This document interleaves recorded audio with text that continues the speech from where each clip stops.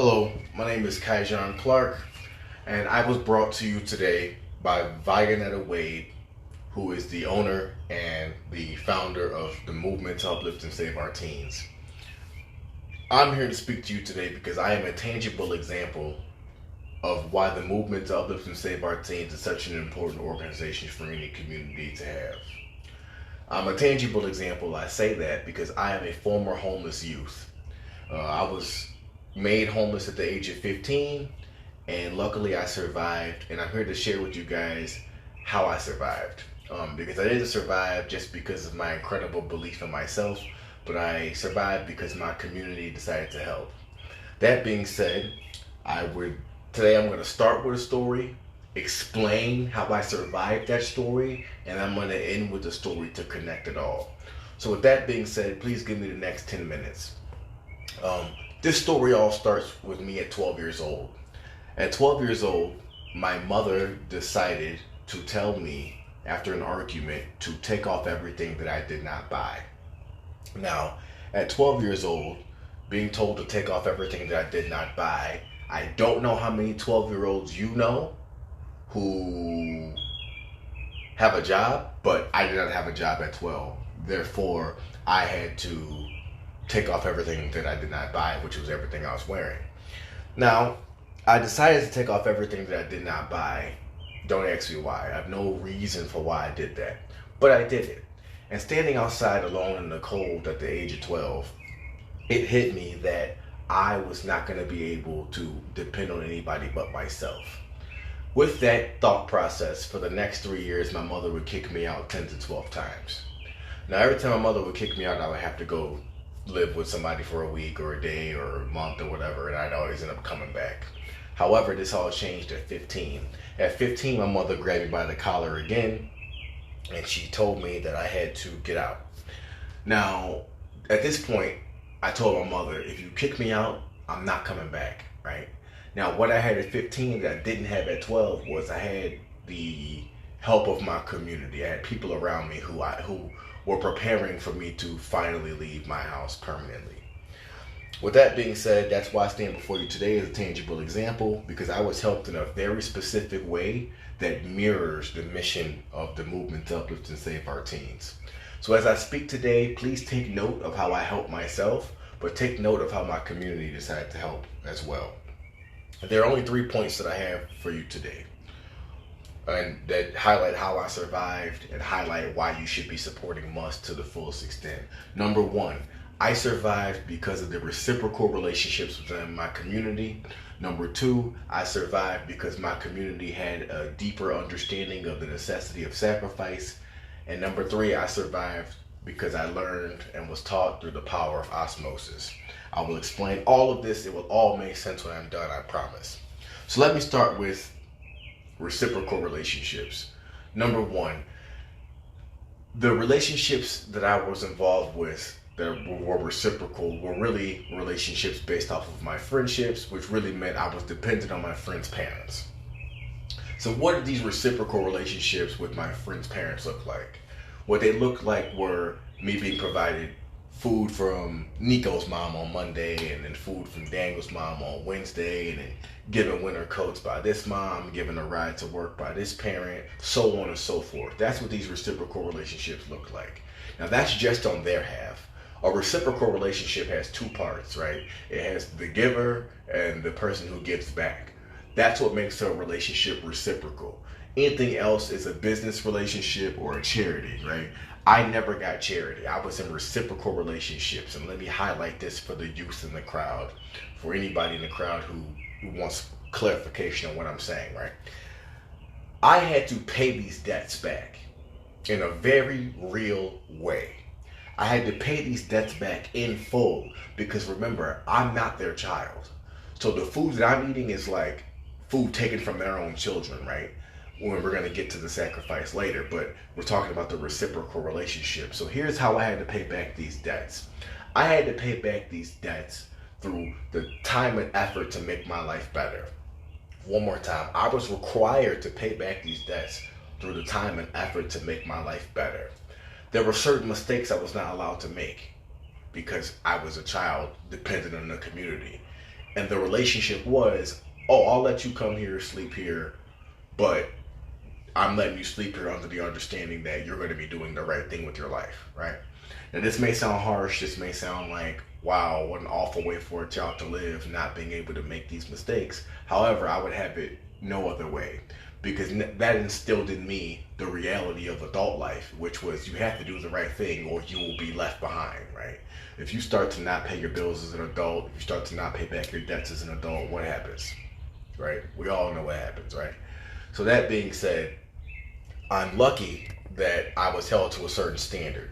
And for you community members who like to help, like to volunteer, don't be afraid to have a certain expectation with the help that you give, because that expectation lifts, right? We're here to uplift the teens, right? We're not here just to give you stuff for free, because that's not how the world works, right?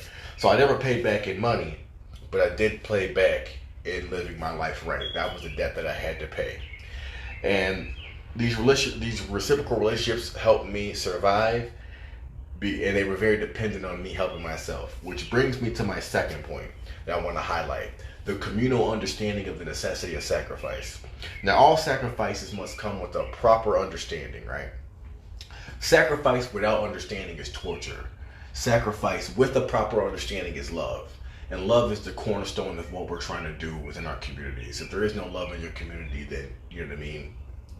And love is how you can have a reciprocal relationship, and love is how you can sacrifice.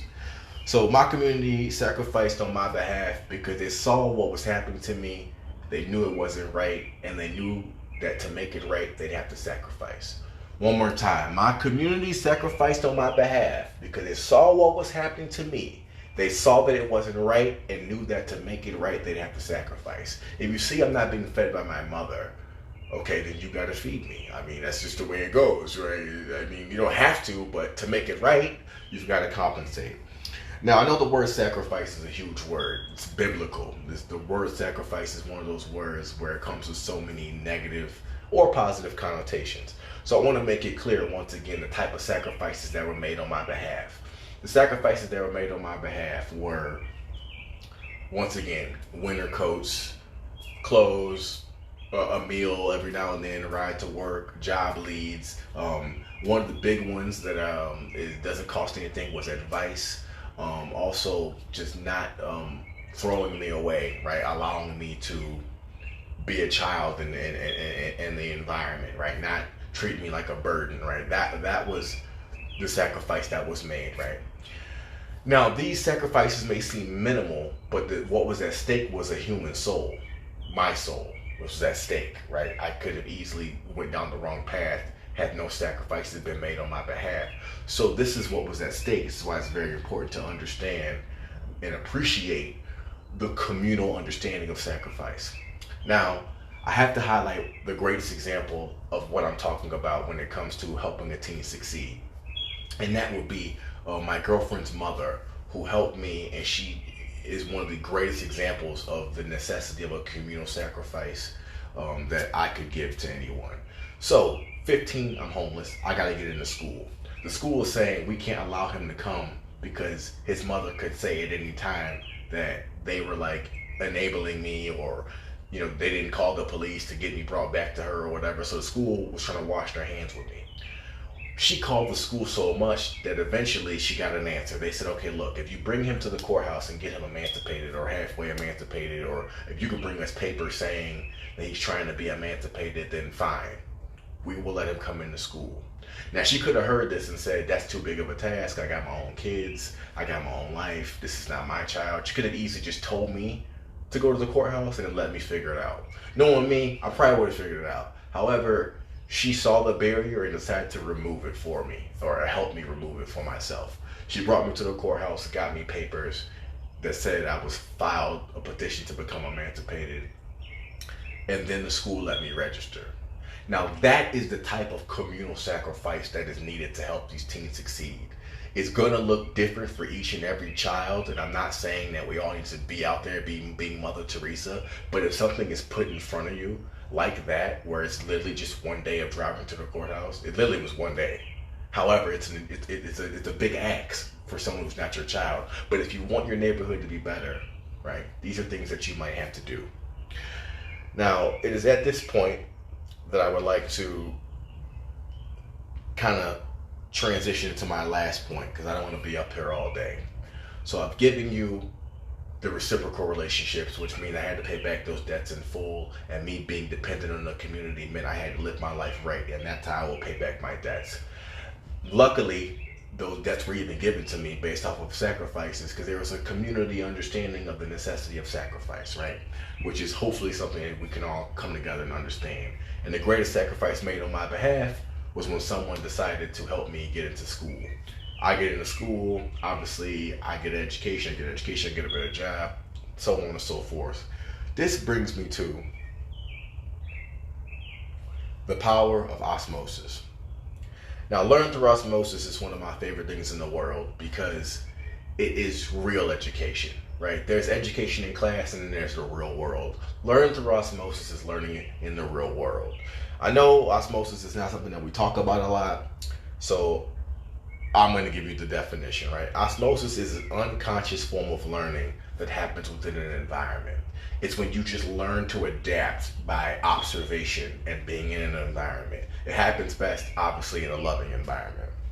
Now, once I became self-sufficient, I immediately felt obligated to go out and help my community. I felt compelled to do what was done for me for other people. That being said, I became a youth mentor. I mentored at-risk youth from 2016 to 2020. The pandemic changed things for me. However, I ended up mentoring about 500 to 600 kids in Bolingbrook at the Heart Organization, right? The Heart Organization just shut down, different conversation.